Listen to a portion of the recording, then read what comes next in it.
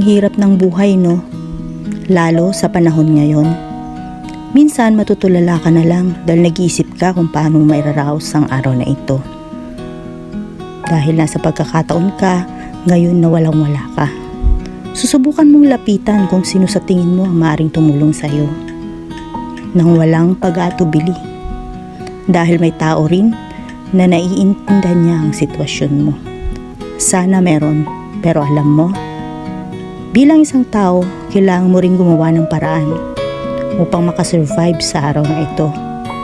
Samahan ng sipag, lakas ng loob at dasal sa Panginoon dahil alam natin na di niya tayo pababayaan. Tiwala lang. Siguro binigyan talaga tayo ng pagsubok ng Diyos upang mas lalo tayong lumakas at maging matapang na harapin ang buhay. Lagi magpasalamat sapagkat nalalagpasan natin